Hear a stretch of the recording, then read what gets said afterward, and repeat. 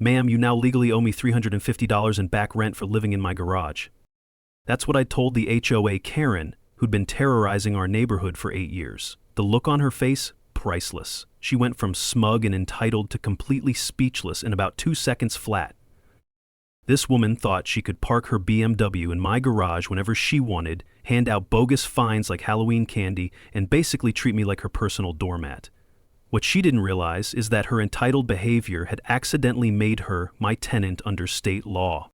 So what's the pettiest thing an HOA has ever done to you? Drop those stories in the comments and let me know where you're watching from.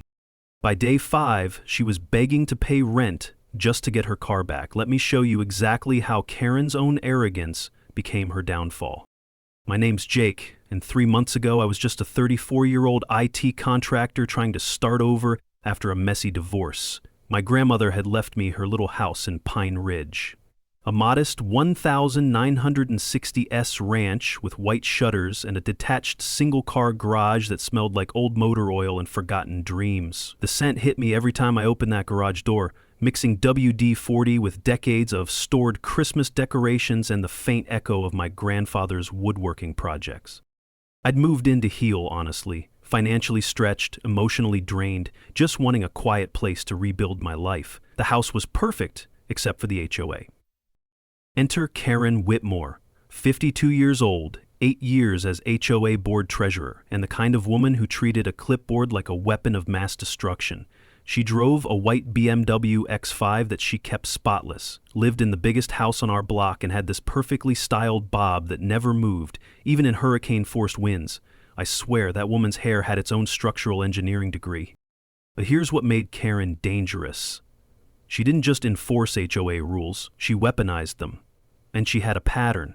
Ask anyone in Pine Ridge who'd been targeted by Karen's enforcement campaigns, and you'd notice something interesting. Single parents, elderly folks on fixed incomes, the young Hispanic family with kids who played too loudly. Anyone who didn't fit Karen's vision of suburban perfection got the treatment. My first real encounter with Karen happened on day 3 after moving in. I'm working from home, trying to focus on debugging some client's network issues, when I hear the distinctive purr of her BMW pulling into my driveway. No big deal, right? Maybe she's being neighborly, bringing a welcome basket or something. Right? I walk outside and find her BMW sitting in my garage, not near it, not beside it, inside it. She's standing there in her designer jeans and crisp white blouse, clutching that damned clipboard, looking at me like I'm the one who's lost. Excuse me, I say, trying to be polite because I'm new and don't want neighborhood drama. That's my garage. She looks up from her clipboard, and I can smell her perfume from 10 feet away, this overwhelming floral assault that probably costs more than my monthly grocery budget. Emergency HOA meeting, she says, like that explains everything. Your driveway was closest. The audacity was breathtaking. I need to get my tools out for a client job. Could you please move your car? Karen's heels click against the concrete as she walks past me, completely ignoring my request. I'll move it when I'm good and ready, she says over her shoulder. Maybe you should learn to be more community-minded. And just like that, she was gone, leaving her BMW in my garage like she owned the place. 6 hours. 6 hours her car sat there while I couldn't access my camping gear, my toolbox, anything I'd stored in there. I had to reschedule a client appointment because I couldn't get to my equipment. When Karen finally came back, no apology, no acknowledgement, she acted like she was doing me a favor by removing her car from my property. That night, I stood in my grandmother's kitchen, looking at her old photo on the windowsill, feeling like I was already failing her memory. She'd been tough, the kind of woman who'd fought the city council to get streetlights installed on our block back in the 80s. What would she think of her grandson getting pushed around by some HOA queen with a superiority complex? The crunching sound of gravel under Karen's tires as she'd finally pulled away kept echoing in my head. That sound, combined with the lingering chemical sweetness of her perfume in my garage, told me everything I needed to know about my new neighbor. This wasn't over. Karen had just declared war, and she had no idea she'd picked the wrong target. The next morning, I wake up to find 3 bright yellow violation notices taped to my front door like some kind of suburban scarlet letter. My coffee was still brewing when I peeled them off, and the morning dew made the ink slightly smudged. but not smudged enough to hide what Karen had done. Violation number 1, unapproved mailbox color. Apparently my grandmother's black mailbox violated some obscure covenant about earth tone coordination with neighborhood aesthetic standards. $50 fine. Violation number 2, excessive window coverings. My bedroom blinds were supposedly non-compliant with community visibility requirements. Another $50. Violation number 3, improper trash bin placement. My garbage can was allegedly positioned 4 inches too close to the street. You guessed it, $50 more. Each violation came with a crisp 10-day correction period and a handwritten note in Karen's perfect cursive. Welcome to the neighborhood. We maintain standards here. The passive-aggressive smiley face she'd drawn at the end made my blood pressure spike. Here's the thing about revenge. It's best served with a side of documentation. So instead of storming over to Karen's house like she probably expected, I fired up my laptop and started digging. The mechanical clicking of my keyboard at 7 in the morning probably annoyed my neighbors, but I was on a mission. First discovery. Karen had filed all 3 violations on the same day as our garage incident. Not suspicious at all, right? Second discovery. According to the HOA management company's online portal, board members needed a majority vote before issuing citations. Karen's violations? Filed unilaterally, no board approval documented anywhere. But here's where it gets interesting. I called the HOA management company directly, and after 20 minutes of hold music that sounded like elevator jazz mixed with someone's fever dream, I got connected to a tired-sounding woman named Beth. Hi, I'm calling about some violation notices I received. I wanted to confirm the filing procedures. Oh, sure, honey, what's your address? I give her my address, and I hear typing in the background. That's interesting, Beth says, and I can hear her frowning through the phone. These violations were filed by Karen Whitmore, but there's no record of board approval. Actually, looking at her filing history, this is a pattern. My coffee went cold as Beth explained that Karen had been issuing unauthorized violations for months, maybe years. The management company had been processing them automatically, assuming board approval existed. But when they started auditing files after some resident complaints, they discovered Karen had been operating like her own personal citation machine. So these violations are invalid? I asked. Technically, yes, and if you want my unofficial advice, request receipt documentation for every HOA fine you pay. Many board members pocket that cash instead of putting it in community funds. Knowledge nugget number 1, folks. Always demand itemized receipts for HOA fines and verify board approval through your management company. Unauthorized citations are more common than you'd think. But Karen wasn't done with me. Oh no, this was just the opening act. That afternoon, I'm drafting a polite but firm email to the HOA board demanding dismissal of Karen's bogus violations when I hear that familiar BMW purr in my driveway. I look out my window, and there she is again, pulling straight into my garage like she owns the place. This time, she doesn't even pretend there's an emergency. She just parks, gets out, and leaves another handwritten note under my windshield wiper. Complaints will be noted in your permanent file. Community cooperation is expected. The audacity was honestly impressive. Here I am, documenting her violation of actual laws, and she responds by violating my property again, while threatening me with some imaginary permanent file like we're in elementary school. But Karen had made a crucial mistake. See, I'd installed a security camera system the day after moving in. Nothing fancy, just some basic wireless cameras I picked up online. The footage of her first garage invasion had been useful for my own records, but this second incident? This was pure gold. I now had documented proof of trespassing, evidence of retaliatory harassment, and a clear pattern of Karen treating my private property like her personal parking garage. More importantly, I had timestamps showing she was using my garage space without permission while simultaneously filing bogus violations against me. That night, I sat in my grandmother's old recliner, going through my footage and documentation. The leather was worn smooth from decades of use, and it still smelled faintly of her lavender soap. I could almost hear her voice. Jake, honey. Bullies only understand one language, strength.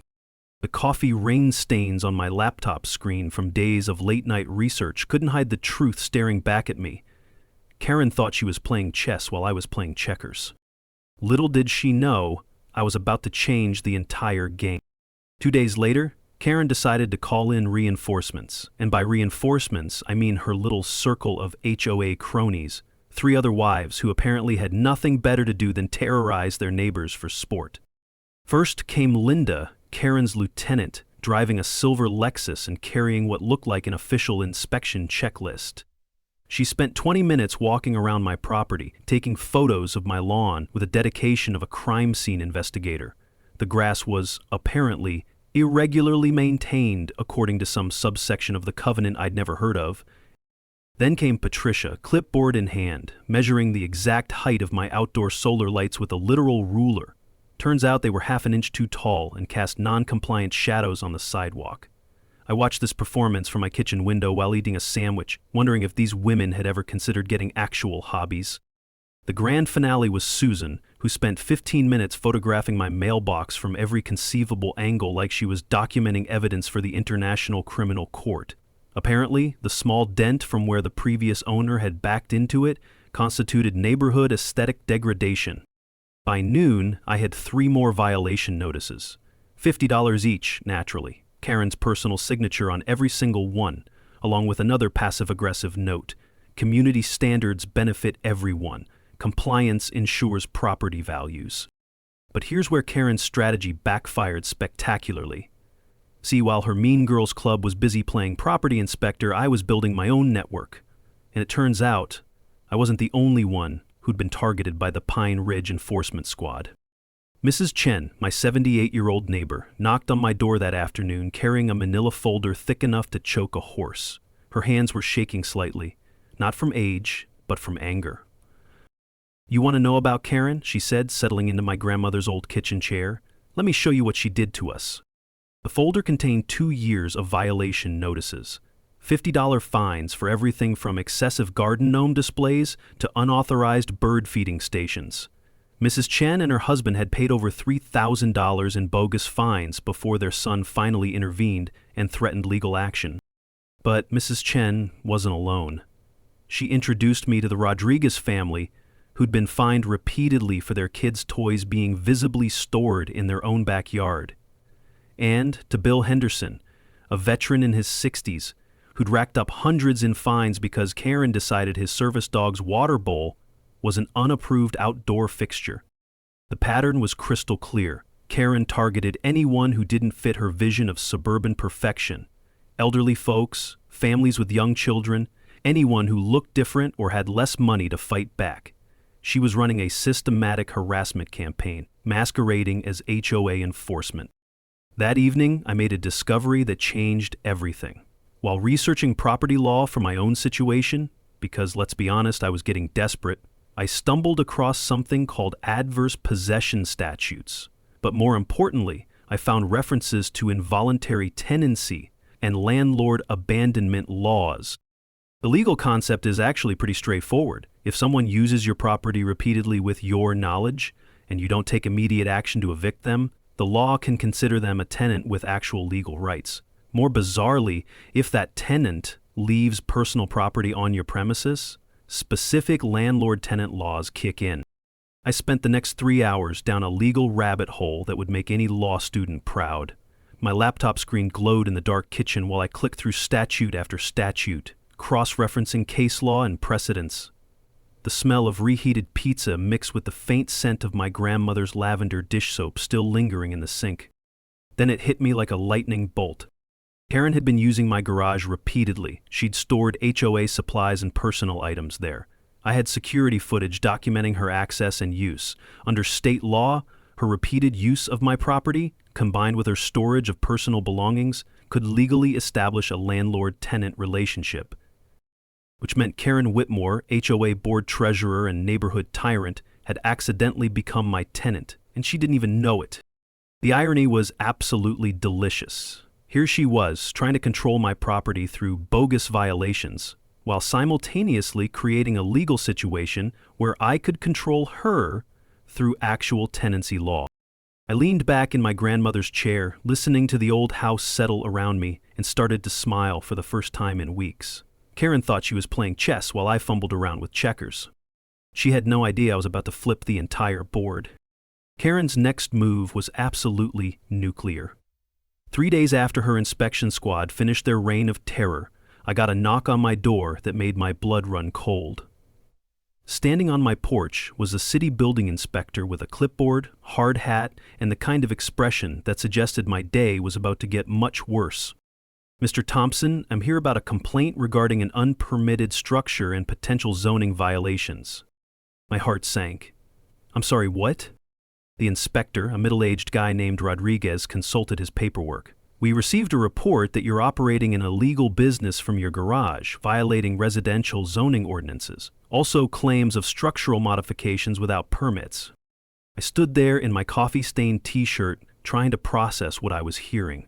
The morning air carried the scent of autumn leaves and impending doom. "Business? What business?" "IT consulting, according to the complainant. Report says you've made unauthorized modifications, including additional electrical work and ventilation systems." The pieces clicked together like a puzzle made of pure malice.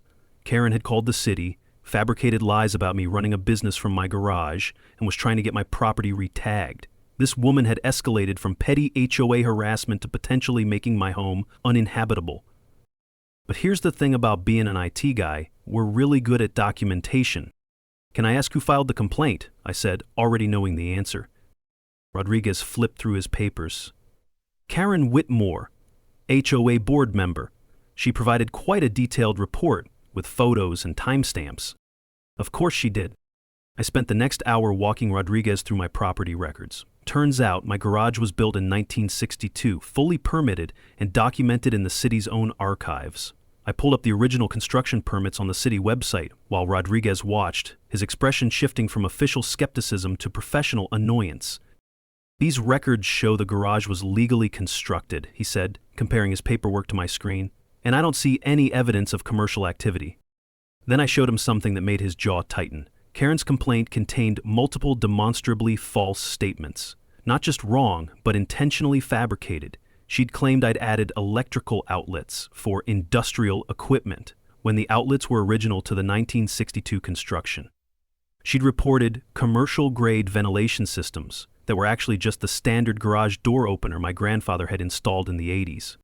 "Mr. Thompson," Rodriguez said, closing his folder with a decisive snap that echoed in the quiet garage, "filing false reports with the city is a serious matter. This complaint appears to contain multiple deliberate inaccuracies."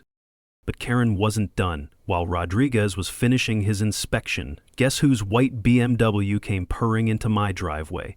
Karen herself, probably expecting to watch my garage get condemned. Instead, she walked into a scene where a city inspector was documenting her false statements. "Mrs. Whitmore," Rodriguez called out as Karen approached, "I need to ask you about this report you filed."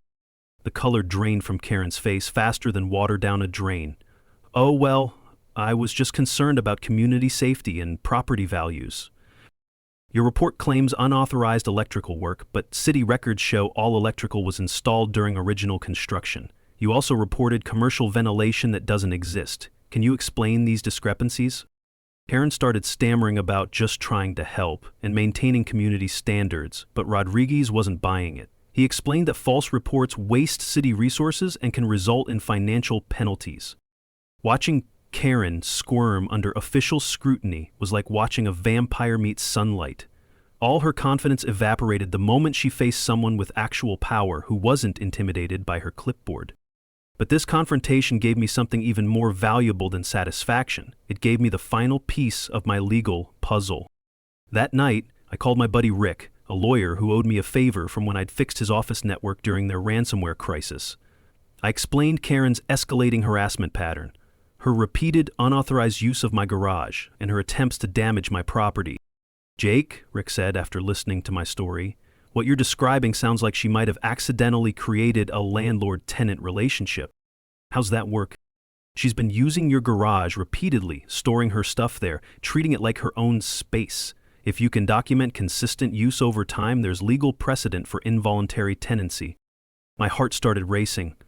What would that mean? It means she could legally be your tenant, you could demand back rent, establish formal lease terms, or initiate eviction proceedings. Document everything because this could get very interesting. I hung up and looked around my grandmother's kitchen, feeling her fighting spirit coursing through my veins. The scent of her old lavender soap still lingered faintly, mixing with the smell of cold pizza I'd forgotten on the counter. Karen thought she could destroy my life with lies and intimidation. She had no idea she'd just handed me the keys to her own downfall. The next morning, I sat in Rick's cramped law office that smelled like old leather and fresh coffee, watching him flip through printouts of my security footage and documentation. His desk was covered with law books and empty energy drink cans. "Jake, this is actually incredible," Rick said, pushing his glasses up his nose. "Karen's repeated use of your garage absolutely meets the criteria for involuntary tenancy under state law." He pulled out a thick legal manual and started reading. "Look at this. When an individual uses private property repeatedly with the owner's knowledge, stores personal belongings on said property, and establishes a pattern of regular access, the law may recognize an implied landlord-tenant relationship." My coffee cup paused halfway to my lips. "Are you saying what I think you're saying?" "I'm saying Karen Whitmore has been your unauthorized tenant for 6 weeks, and she doesn't even know it." Rick grinned like a shark. "Better yet, she's been storing HOA supplies in your garage. Under landlord-tenant law, that's abandoned property if she leaves it without paying rent." The legal implications hit me like a freight train. "So what does that mean?" Rick started counting on his fingers. "First, you can demand back rent for her use of the space. Fair market rate for garage storage is about $150 a month. She's been using your garage for 6 weeks, so that's roughly $225 in back rent. But wait, there's more," he continued. "Late fees, inconvenience charges, and utility costs bring her total debt to around $350. And here's the beautiful part. As her landlord, you have legal rights to secure the property if rent isn't paid." My head was spinning. Secure the property? You can legally lock the garage with her stuff inside until she pays what she owes. It's called a landlord's lien. And if she doesn't pay within the statutory notice period, you can dispose of the abandoned property. The irony was perfect. Karen had been using my garage like she owned it, treating me like some powerless victim. Instead, her entitled behavior had accidentally made her my tenant with real legal obligations. "But here's the most beautiful part," Rick said. "Look at your security footage timestamps. Karen's been accessing your garage using her own key." I blinked. Her own key? She had to get that key somewhere. Either she made an unauthorized copy or someone gave her access. Either way, it proves she's been treating your garage like her personal storage unit. Rick pulled out a legal form and started writing. "We're going to serve her with a formal notice of tenancy and rent demand. Certified mail, completely by the book. She'll have 7 days to respond after receiving notice." The smell of his coffee mixed with musty law books as Rick explained the timeline. She can pay the back rent and establish a formal lease, dispute the tenancy claim in court, or face eviction proceedings. And she ignores it? Then we file for eviction, and her BMW becomes collateral for unpaid rent. Rick's grin got wider. "Jake, she walked right into the most perfect legal trap I've ever seen." I sat there in stunned silence, feeling like I'd discovered I'd been playing chess while thinking it was checkers. Karen's harassment, her garage use, her storage of items, it had all been building toward this moment where her behavior gave me legal power over her. Knowledge nugget number 2. Property law is complex, but repeated use of someone's space with storage of personal items can create involuntary tenancy relationships that give landlords significant legal rights. Rick handed me the completed notice. "Welcome to being Karen's landlord, Jake. Something tells me she's not going to take this well." Over the next 3 days, I assembled what I like to call my Justice League, a ragtag team of neighbors who'd been waiting years for someone to finally stand up to Karen's reign of terror. First recruit, Mrs. Chen, who showed up at my door with a manila folder thick enough to stop a bullet, and eyes that sparkled with the kind of revenge only a 78-year-old grandmother can properly execute. "Jake, honey," she said, settling into my kitchen, "I've been keeping records for 2 years. Karen targeted my rose garden, my bird feeders, even my grandson's bicycle. Time to use this." Mrs. Chen's documentation was incredible. Photos, timestamps, copies of every bogus violation notice. She'd even recorded some of Karen's aggressive confrontations on her phone. The woman was basically a one-person surveillance operation disguised as a sweet elderly neighbor. Next came the Rodriguez family, Maria and Carlos, along with their 8-year-old twins who'd been fined repeatedly for having the audacity to own toys. Carlos worked in construction and understood property law better than most lawyers.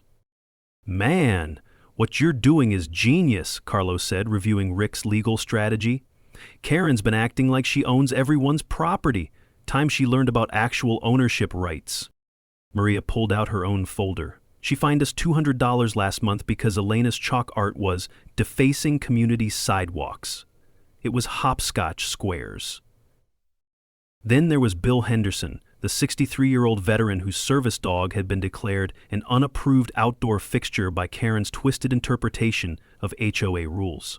Bill brought experience dealing with bureaucratic nonsense and unshakable calm. "Son," Bill said, examining Rick's legal paperwork, "this is the most beautiful thing I've ever seen. You're using her own weapons against her." My secret weapon was Rick's legal expertise. He spent hours walking us through landlord-tenant law, explaining our rights and Karen's obligations in simple terms. "Here's the beautiful thing about involuntary tenancy," Rick explained to our group gathered in my living room. "It's not some obscure legal loophole. It's established law designed to protect property owners from exactly this situation." He pulled out a whiteboard and started drawing diagrams. Step 1, serve the notice of tenancy via certified mail. Step 2, wait for Karen's response. Step 3, document everything she does afterward. The technical preparation was where my IT background really shined. I upgraded my security camera system, installed audio recording capabilities, and set up automatic cloud backup. Every interaction with Karen would be documented in high definition with crystal clear audio. Knowledge nugget number 3, when dealing with property disputes, comprehensive documentation trumps everything. Courts love timestamps, video evidence, and certified mail delivery confirmations. Mrs. Chen suggested we coordinate our response. If Karen retaliates against Jake, she'll probably escalate her harassment of all of us. We need to be ready. So we created a neighborhood communication network, group text messages, shared photo folders, coordinated documentation. If Karen tried to target any of us, the others would immediately start recording. Carlos came up with the brilliant idea of researching fair market rental rates. If this goes to court, you want rock solid numbers. I know 3 different storage facilities we can get quotes from. We discovered that garage storage space in our area rented for between $140 and $160 per month. Karen's 6 weeks of usage, plus late fees and utility costs, easily justified the $350 demand Rick had calculated. Bill suggested we research Karen's own property for potential violations. "Know your enemy," he said with military precision. "If she wants to play by HOA rules, let's make sure she's following them herself." That investigation was enlightening. Karen's own property had at least 4 violations she'd somehow never cited herself for. An unapproved garden shed, outdoor lighting that exceeded height restrictions, and a mailbox that didn't match the approved color palette. The psychological preparation was just as important. Rick coached me on staying calm during confrontations, documenting everything, and never losing my temper, no matter how outrageous Karen's behavior became. "She's going to escalate when she gets this notice," Rick warned. "Expect the absolute worst behavior you've ever seen from her. But that's actually good. The more unhinged she gets, the better your case becomes." Mrs. Chen patted my hand with the confidence of someone who'd raised 6 children. "Honey, bullies like Karen have been getting away with their behavior for so long, they've forgotten that actions have consequences. Time to remind her." As we finished our planning session, I looked around my grandmother's living room at this unlikely alliance. The late afternoon sunlight streamed through the windows, highlighting the dust motes dancing in the air and the determined expressions on everyone's faces. Karen had spent years dividing and conquering this neighborhood through fear and intimidation. She was about to discover what happens when her victims finally unite and fight back with actual legal weapons. The certified mail notice was delivered on a Tuesday morning at 9:47 a.m. I know this because Karen's reaction was so spectacular that 3 different neighbors texted me the exact timestamp of when she started screaming in her driveway. The notice was beautiful in its simplicity. Official letterhead, legal language, and a clear message. Notice of landlord-tenant relationship and demand for rent. Rick had crafted it perfectly, explaining that Karen owed me $350 for her unauthorized garage use. Karen's first response came exactly 43 minutes after delivery, I was working when I heard her BMW screech into my driveway with the fury of a woman whose worldview had just shattered. The pounding on my door sounded like someone trying to break it down. I calmly activated my security cameras, made sure my phone was recording, and opened the door to find Karen's face contorted in a shade of red I didn't know was humanly possible. "This is harassment," she shrieked, waving the legal notice like it was on fire. "This is frivolous. This is insane." "Good morning, Karen," I said with practiced calm. "I see you received the notice. You have 7 days to respond according to state law. You can't just declare me your tenant. That's not how this works." I pulled out my phone and showed her security footage of her repeated garage use. "Actually, Karen, that's exactly how involuntary tenancy law works. You used my property repeatedly, stored your belongings there, and established a pattern of access." Watching Karen's entitled confidence crumble was like watching a controlled demolition. She'd spent so long bullying people who didn't know their rights that she'd never encountered someone who actually understood the law. It was emergency parking," she stammered.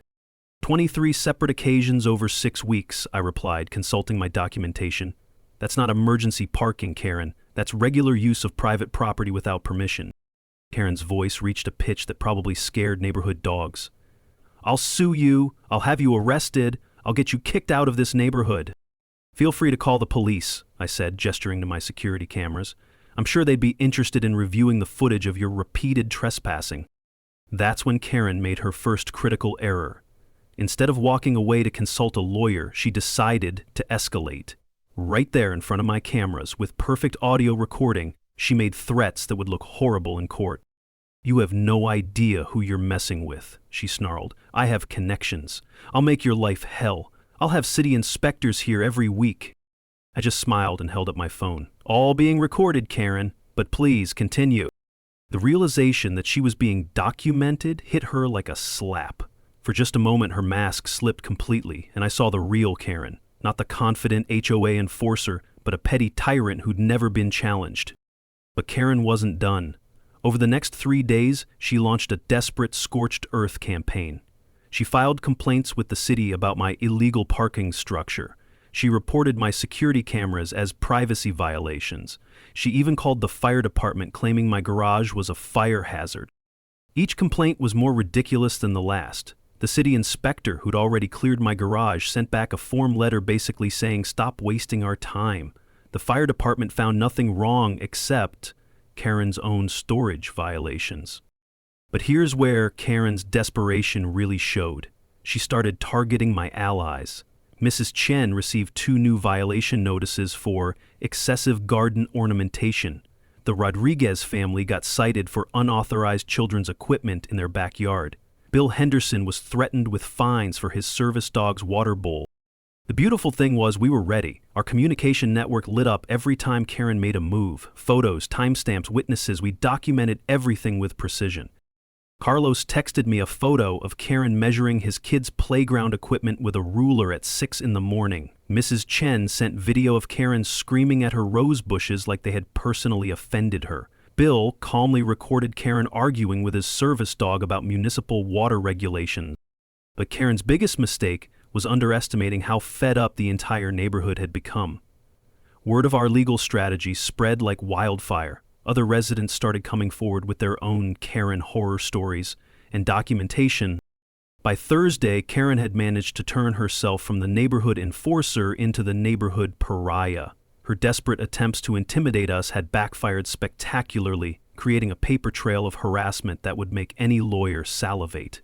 The smell of autumn leaves filled the air as I watched Karen's support network crumble. Even her usual allies were starting to distance themselves from her increasingly erratic behavior. She had 5 days left to respond to my notice, and instead of getting legal advice, she was digging herself deeper into a hole with every desperate move. Karen was about to learn that when you declare war on someone who knows the law, you better make sure you can win. I blinked slowly, processing the sheer audacity. She'd actually called state housing authorities and filed false reports claiming I was running an illegal rental operation. "I'm sorry," I said, pulling out my phone to start recording, "but this is a single-family residence. I live here alone." Karen's face lit up with smug satisfaction. Then explain why you've been demanding rent from residents of this community. There it was, Karen's trap. She thought she was being clever, using my legal notice against me. In her twisted logic, if I was demanding rent from her, I must be operating an illegal rental business. The housing inspector looked confused. Sir, do you rent out portions of your property? No, I replied calmly, but I do have an involuntary tenant who's been using my garage without permission for 6 weeks. Karen's smugness faltered. You can't just... Actually, I continued, addressing the inspector, under state landlord-tenant law, repeated unauthorized use of private property can establish a tenancy relationship. I showed the inspector my documentation, security footage of Karen's repeated garage use, timestamps, photos of her personal items stored in my garage, the legal notice Rick had prepared. This woman has been trespassing repeatedly, I explained. My research revealed that her pattern of use actually made her my involuntary tenant under state law. The inspector studied my documentation with growing interest. Ma'am, she said, turning to Karen, did you file a false report about illegal boarding house operations? Karen's face went through several color changes before settling on a sickly shade of green. Community safety, he's harassing residents. Ma'am, filing false reports with state agencies is a serious offense, the inspector said firmly. This appears to be a private property dispute, not a housing code violation. The woman with the camera, probably a private investigator Karen had hired, quietly started backing toward their car. Even she could see this was going sideways fast. But here's where Karen made her biggest mistake. Instead of cutting her losses, she doubled down with a screaming meltdown that was spectacular even by her standards. This is all lies, she shrieked. He's manipulating you. I'm a respected member of this community. I've been on the HOA board for 8 years. The inspector stepped back as Karen's voice reached glass-breaking levels. Ma'am, I'm going to need you to calm down. I will not calm down. This man is destroying our neighborhood. He's a troublemaker. He doesn't belong here. And there was Karen's mask, completely off. Her true feelings about who belonged in her neighborhood exposed for everyone to hear. The inspector's expression shifted from professional courtesy to obvious discomfort. Mrs. Chen chose that perfect moment to walk over with a plate of cookies in a manila folder. Officer, she said sweetly, I have 2 years of records showing this woman's harassment of elderly residents. Behind her came Carlos with his own folder, then Bill with his service dog and a stack of bogus violation notices. Within minutes, Karen was surrounded by neighbors with evidence of her systematic abuse. The inspector looked around at this impromptu evidence presentation and then back at Karen, who was still ranting about property values. Ma'am, the inspector said to Karen, I think you need to leave. Now. As Karen's hired help beat a hasty retreat to their cars, she made one final threat that sealed her fate. You haven't heard the last of this. I'll have you all evicted. I'll call immigration. The inspector held up her hand. Ma'am, stop talking. You're making this much worse for yourself. Karen finally seemed to realize she was standing in a hole she dug herself, surrounded by witnesses and recording devices, having just threatened multiple residents with harassment based on perceived immigration status. The smell of autumn air mixing with the acrid scent of Karen's burning bridges filled my nostrils as I watched her storm back to her BMW. She had less than 48 hours left to respond to my legal notice, and instead of hiring a lawyer, she'd just created enough evidence to bury herself in court. Sunday evening arrived with the finality of a judge's gavel. Karen had exactly 12 hours left to respond to my legal notice, and instead of paying or negotiating, she'd chosen the nuclear option, calling an emergency HOA board meeting to address the crisis threatening our community. The community center was packed like a sold-out concert. 40-plus residents filled every chair, with more standing along the walls. I spotted a reporter from the local newspaper in the back corner, camera ready. Word had spread about Karen's spectacular meltdown with the housing inspector, and apparently half the neighborhood wanted front-row seats to the finale. Karen sat at the head table with the remaining 3 board members, looking like a general preparing for her last stand. Her perfectly styled hair was showing stress cracks, and her usual confident smile had been replaced by the tight-lipped expression of someone who knows they're about to face a firing squad. This emergency meeting, Karen announced, her voice echoing through the room with forced authority, has been called to address the disruptive and litigious behavior that's threatening the very foundation of our community. She gestured dramatically in my direction. Jake Thompson has been harassing board members, filing frivolous legal claims, and attempting to extort money from longtime residents through intimidation tactics. A murmur ran through the crowd. Karen was playing to her base, trying to frame this as a community versus outsider narrative. But she'd made one crucial miscalculation. She didn't know about our documentation network. I stood up slowly, Rick beside me, with a briefcase full of evidence. May I respond to these allegations? Karen's smile was venomous. Mr. Thompson, this is a closed board meeting. Residents may observe but not participate unless invited to speak. Actually, said board member Patricia Martinez, who'd clearly grown tired of Karen's power trips. Any resident has the right to address the board during emergency meetings. It's in our bylaws. Karen's face flushed red, but she couldn't argue with her own rules. Fine, but keep it brief. I walked to the front of the room, feeling every eye on me. The fluorescent lights hummed overhead, mixing with the nervous energy of 40 neighbors who'd been waiting years for this moment. Thank you, I began, pulling out my phone. I'd like to start by playing some audio from Friday's incident with the state housing inspector. The room went dead silent as Karen's voice filled the speakers. I will not calm down. This man is destroying our neighborhood. He's a troublemaker. He doesn't belong here. Then came the immigration threats, crystal clear and high-definition audio. The room collectively winced as they heard their HOA treasurer threatening residents based on perceived immigration status in front of a government official. That's taken out of context, Karen shrieked, jumping to her feet. I was defending our community. From what? I asked calmly. From me legally demanding rent for your unauthorized use of my garage? I pulled out Rick's legal documentation and began reading. Karen Whitmore has used my garage without permission on 23 documented occasions over 6 weeks. She's stored personal belongings and HOA supplies on my property. Under state landlord-tenant law, this establishes an involuntary tenancy relationship. The crowd was hanging on every word. Mrs. Chen stood up in the back, holding her manila folder like a weapon. May I add something? She called out sweetly. Karen looked panicked. This isn't the time. Let her speak, said board member David Kim, who'd apparently decided Karen had dug her own grave deep enough. Mrs. Chen walked to the front with the practiced grace of someone who'd testified at city council meetings for decades. I have 2 years of documentation showing Karen's systematic harassment of elderly residents, families with children, and anyone she decided didn't belong in this neighborhood. She opened her folder and began reading violation notices, excessive garden gnome displays, unauthorized bird feeding stations, improper cultural decorations during holiday celebrations. The crowd was getting restless. People were whispering, pointing, clearly recognizing their own harassment experiences in Mrs. Chen's testimony. Carlos Rodriguez stood up next. She fined us $200 because my daughter drew hopscotch squares with chalk. Bill Henderson's voice carried from the back. She tried to make me pay $50 because my service dog's water bowl was an unapproved outdoor fixture. One by one, residents began standing up and sharing their Karen stories. The floodgates had opened, and 8 years of suppressed anger and frustration came pouring out. Karen tried desperately to regain control. This is character assassination. I've served this community faithfully for 8 years. That's when the reporter spoke up. Mrs. Whitmore, can you comment on the false reports you filed with city and state agencies? The room erupted. Cameras were flashing. Neighbors were shouting questions. Karen looked around wildly, realizing she was completely surrounded by hostile witnesses and documentation of her abuse.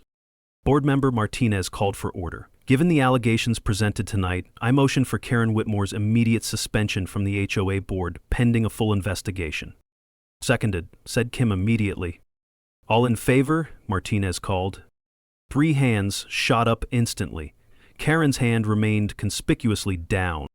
Karen stood there for a moment, surrounded by the ruins of her suburban kingdom, looking like a dictator who just realized the revolution had succeeded. This isn't over, she said quietly, but her voice carried no authority anymore, just the hollow desperation of someone who'd lost everything. As Karen gathered her things and walked toward the exit, Rick leaned over and whispered the perfect mic drop line. Mrs. Whitmore, you have until midnight to pay the $350 in back rent, or we file eviction proceedings first thing Monday morning. The sound of her heels clicking on the linoleum floor echoed through the silent room as Pine Ridge's 8-year reign of terror finally came to an end. At 11:47 p.m. that Sunday night, exactly 13 minutes before my legal deadline, I heard the familiar purr of Karen's BMW pulling into my driveway one last time. But this wasn't the entitled Karen who'd first invaded my garage months ago. This was the broken woman, clutching an envelope like it contained her soul. Through my security cameras, I watched her walk slowly to my door, her perfect posture, finally showing the weight of her spectacular downfall. The knock was soft, almost apologetic.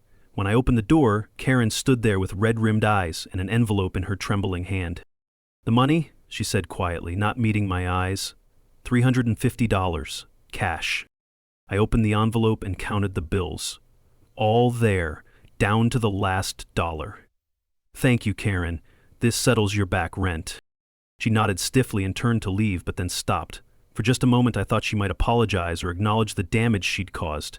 Instead, she said, "You won't be seeing me anymore. I'm moving to Florida next month."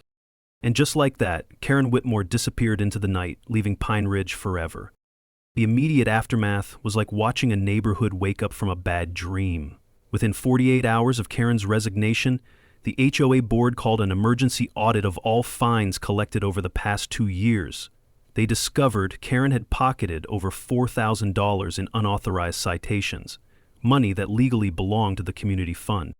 The management company immediately refunded every bogus fine Karen had issued. Mrs. Chen got back her $3,000. The Rodriguez family recovered their $200. Bill Henderson was refunded for his service dog violations. Even I got back the $150 Karen had tried to extort from me with her fake violations. But the real transformation was in the community itself. With Karen gone, neighbors started talking to each other again. Kids played in their yards without fear of violation notices. Mrs. Chen's garden gnomes returned to their posts like tiny sentinels, celebrating victory. The new HOA board, led by Patricia Martinez, implemented what they called the Karen protocols: transparency requirements, board vote mandates for all citations, and a community ombudsman to prevent future abuse. They even installed a suggestion box at the community center for residents to report harassment without fear of retaliation. 3 weeks after Karen's departure, something beautiful happened. I was working in my garage finally and completely mine, when Mrs. Chen knocked on the door. "Jake, honey," she said, carrying a plate of homemade cookies that smelled like heaven, "we're organizing a block party for next Saturday. Will you help?" That block party became the first annual Pine Ridge Community Festival. 50 families showed up. Carlos brought his famous barbacoa. Bill's service dog got belly rubs from a dozen kids. Even the reporter from the local newspaper came back to write a follow-up story about neighborhood healing. But the best part? We raised enough money to install a playground where Karen's beloved aesthetic standards once prohibited children's laughter. The kids love it, and their happy screams echo through the neighborhood every afternoon like a symphony of freedom. 6 months later, I got a call from a lawyer in Tampa. Apparently, Karen had tried her old tricks in her new Florida community, targeting an elderly Cuban family with bogus violations. But this time, her victims were ready. They'd found my story online and used my legal strategy to turn the tables on her. "Involuntary tenancy," the lawyer chuckled over the phone. "Brilliant strategy. Karen's been their tenant for 2 months and doesn't even know it yet." Some things never change. As for me, I started a small consulting business, helping other communities deal with HOA abuse. Turns out, there are Karens everywhere, and most people don't know their rights. My website, fightyourhoa.com, gets thousands of visits from desperate homeowners looking for hope. Knowledge nugget number 4. Community bullies rely on isolation and ignorance, but when neighbors unite and understand their legal rights, even the most entrenched tyrants can be defeated. Every morning I still have my coffee in my grandmother's kitchen, looking at her photo on the windowsill. But now, I'm not failing her memory. I'm honoring it. She'd be proud to know her grandson learned to fight City Hall, or in this case, HOA hell. The garage still smells like motor oil and forgotten dreams, but now it also holds the sweet scent of victory. Karen's BMW may be gone, but the legal precedent remains. Park in someone's garage long enough, and you might just become their tenant. So what's the pettiest thing an HOA has ever done to you? Drop your stories in the comments below. I read every single one, and sometimes they become case studies for my consulting work. And hey, if you enjoyed watching Karen get her comeuppance through the power of actual law, hit that subscribe button and ring the notification bell. Next week, I'm telling you about the Walmart manager who tried to make company policy disappear, a Karen who wanted to return a turkey skeleton on Black Friday. Trust me, you won't want to miss that one.